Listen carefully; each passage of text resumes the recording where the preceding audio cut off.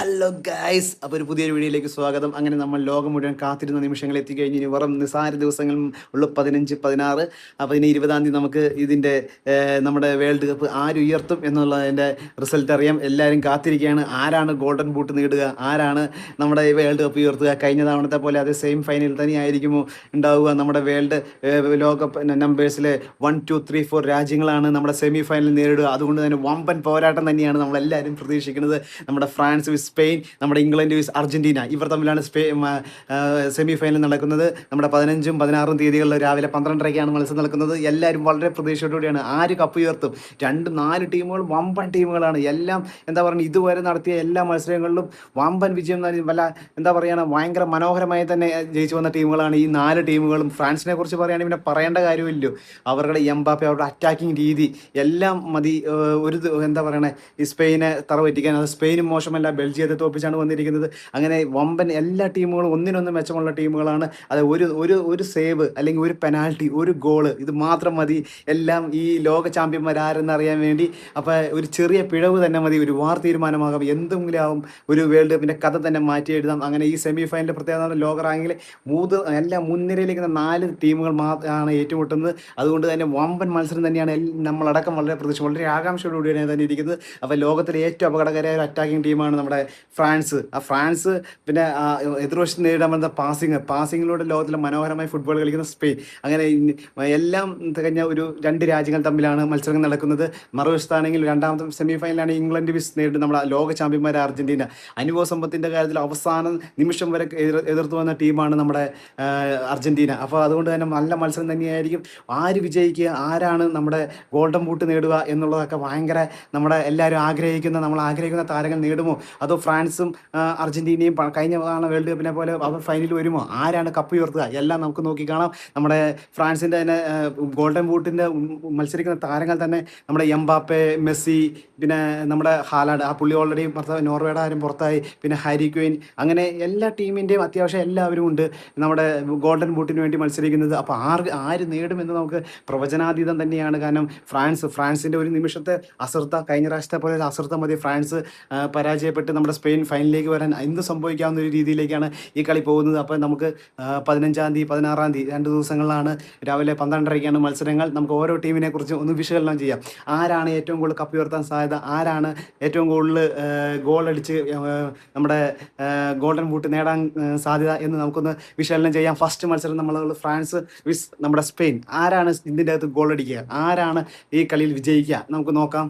അങ്ങനെ ഫ്രാൻസ് ലോകത്തിലെ ഏറ്റവും ശക്തമായ രാജ്യം തന്നെയാണ് ഫ്രാൻസ് ലോക ഫുട്ബോളിൽ. കാരണം എനിക്ക് തോന്നുന്നത് അർജന്റീനയെക്കാളും കൂടുതൽ സാധ്യത നൽകുന്ന ഒരു ടീമാണ് നമ്മുടെ ഫ്രാൻസിൻ്റെ താരം എന്ന് പറഞ്ഞാൽ നമ്മുടെ കിലിയൻ എംബാപ്പെ തന്നെയാണ്. ഇതിനോടകം 8 ഗോളുകൾ നേടി ഗോൾഡൻ ബൂട്ടിൻ്റെ 1-ാം സ്ഥാനം നിൽക്കുന്ന ആളാണ് നമ്മുടെ എംബാപ്പെ. അതുകൊണ്ട് തന്നെ റൈസിങ്, ഓട്ടത്തിലായാലും ഡബ്ലിംഗ് ആയാലും കൃത്യമായി പാസിങ്ങിലായും കൃത്യമായി ഫിനിഷിങ്ങിലായും എല്ലാത്തിലും മുന്നിട്ട് നിൽക്കുന്ന താരം തന്നെയാണ് നമ്മുടെ എംബാപ്പെ. അതിനോടൊപ്പം നമ്മുടെ ഉസ്മാൻ ഡംബലെ, നമ്മുടെ ശുവമോനി, നമ്മുടെ കാമവിഗോ, പ്രതിരോധത്തിലാണെങ്കിൽ സലീബ, ഗോൾ പോസ്റ്റിൽ മൈക്ക് മെഞ്ഞാൽ, ഇതെല്ലാം ഫ്രാൻസിൻ്റെ ശക്തി തന്നെയാണ്. ഫ്രാൻസിൻ്റെ മിന്നൽ വേഗത്തിൽ അറ്റാക്ക് തന്നെയാണ് ഫ്രാൻസിൻ്റെ മെയിൻ ശക്തി എന്ന് പറയുന്നത്. നമ്മുടെ ലോകോത്തര ഫിനിഷറാണ് അവിടെയുള്ളത്.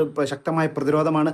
വലിയ മത്സരങ്ങളിലെല്ലാം അവർ വിജയിച്ച അനുഭവമുണ്ട്. അവർ അങ്ങനെ പ്രതിരോധത്തിൽ ഊന്നി മത്സരം ടെൻഷൻ അടിച്ച് അങ്ങനെ എന്താ പറയണേ, അങ്ങനെ ഉള്ള ടീമുകളല്ല. കാരണം നമ്മുടെ കിലിയൻ എംബാപ്പെ തന്നെ കഴിഞ്ഞ പ്രാവശ്യം നമ്മുടെ ഒരു ഗോള് പെനാൽറ്റി മിസ്സാക്കിയിട്ടും അവർ തിരിച്ചു വന്ന രീതിയാണ് നമുക്കറിയാൻ പറ്റും.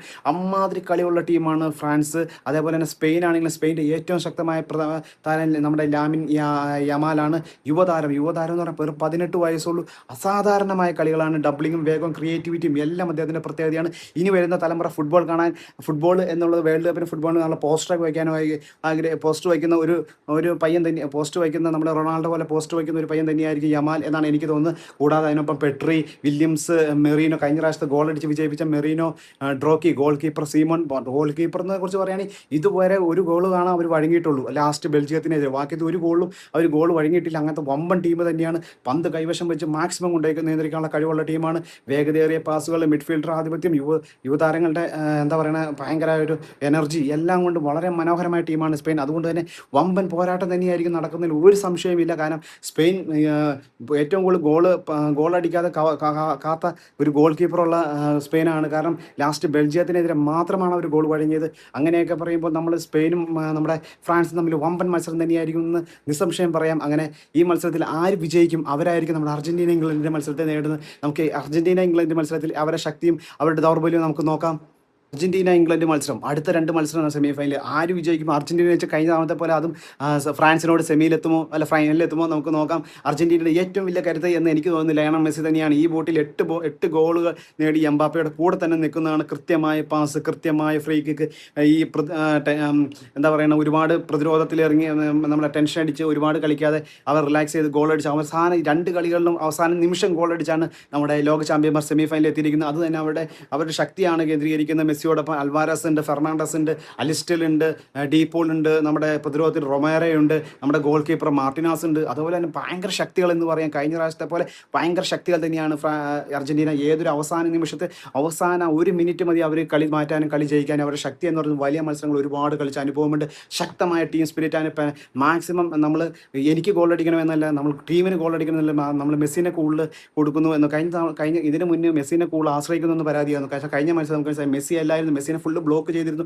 എന്നിട്ടും അവർ ഗോൾ അടിച്ചു, അവർ വിജയിച്ചു. അങ്ങനെ അൽവാരസിന് നല്ലൊരു ഫിനിഷിങ്ങും പെനാൽറ്റി ഷൂട്ട് ഔട്ടിൽ നമ്മുടെ തടയാനുള്ള നമ്മുടെ ഗോൾ കീപ്പറുടെ കഴിവ്, ഇതൊക്കെ നമ്മൾ നേരത്തെയും കണ്ടതാണ്. ഇതെല്ലാം ഫ്രാൻസിനെ അർജന്റീനയെ മറ്റ് ടീമുകളിൽ നിന്ന് വ്യത്യസ്തനാക്കുന്നു. അതുകൊണ്ട് തന്നെ അർജന്റീനയ്ക്ക് നല്ലൊരു ഇത് തന്നെയാണ്. പിന്നെ ഇംഗ്ലണ്ടിനെ പറയുകയാണെങ്കിൽ നമ്മുടെ ഹാരി കെയ്ൻ ബെല്ലിഗ്ഹാം നമുക്ക് പറയാതിരിക്കാൻ പറ്റില്ല. നിരവധി 6 ലോകകപ്പ് 6 ഓൾറെഡി ഗോളുകൾ നേടി ബെല്ലിഗ്ഹാം മുന്നിൽ നിൽക്കുകയാണ്. മിഡ്ഫീൽഡിലാണ് ഈ ആക്രമണം നിയന്ത്രിക്കുന്നതിന് എല്ലാത്തെയും ഗോൾ ബെല്ലിഗ്രാം നമുക്ക് അറിയാവുന്നില്ല. കഴിഞ്ഞ പ്രാവശ്യത്തെ കളി ബെല്ലിഗ്രാമിൻ്റെ കളി കൊണ്ട് മാത്രമാണ് ഗോൾ അടിച്ച് ജയിച്ചത്. അങ്ങനെ മറ്റൊരു താരമാണ് ഹാരി കെയ്ൻ 6 ഗോളുകൾ നേടി മികച്ചൊരു ഫിനിഷർ തന്നെയാണ്. ലോകത്തെ സൂപ്പർ താരങ്ങളിലൊന്നാണ് നമ്മുടെ ഇംഗ്ലണ്ട്. അങ്ങനെ സാക്ക, ബോൾട്ടൻ, റൈസ് എല്ലാവരും, നമ്മുടെ ഗോൾ കീപ്പർ ജോർദാൻ, എല്ലാവരും ഇംഗ്ലണ്ടിൻ്റെ ശക്തി തന്നെയാണ്. അപ്പോൾ ഈ ഇംഗ്ലണ്ടിൻ്റെ പ്രധാനമായ ആക്രമണവും പ്രതിരോധവും തന്നെയാണ്. മികച്ച ബാലൻസ്, സെറ്റ് പീസുകൾ അപകടകാരികളാണ്, യുവതാരങ്ങളുടെ വേഗോർജം, എല്ലാ രീതിയിലും പറയുമ്പോൾ ഇംഗ്ലണ്ട് അത്ര നിസ്സാരക്കാരല്ല. ഏറ്റവും നല്ല ലോകോത്തര താരങ്ങളുള്ള ടീമും കൂടിയാണ് നമ്മുടെ ഇംഗ്ലണ്ട്. അങ്ങനെ ഈ 2 മത്സരങ്ങളും, അതായത് ഇംഗ്ലണ്ട് വിത്ത് സ്പെയിനും ഇംഗ്ലണ്ട് വിത്ത് അർജന്റീന, സ്പെയിൻ വിത്ത് ഫ്രാൻസ് തമ്മിലെ മത്സരം കിടുക്കാഴ്ച തന്നെയായിരിക്കും. അതുകൊണ്ട് തന്നെ ഈ മത്സരം പൂർണ്ണമായും എല്ലാവരും കാണും എന്ന് എനിക്ക് ഉറപ്പാണ്. അങ്ങനെ സെമി ഫൈനലിൽ ആരെത്തുമെന്ന് നമുക്ക് പ്രതീക്ഷിക്കാം. ആരാണ് സെമി ഫൈനലിൽ എത്തുന്നതെന്ന് നിങ്ങൾ കമൻറ്റ് ചെയ്യുക. അപ്പോൾ ഇഷ്ടപ്പെട്ടാൽ ലൈക്ക് ചെയ്യുക, കമൻറ്റ് ചെയ്യുക. Okay, thank you, by.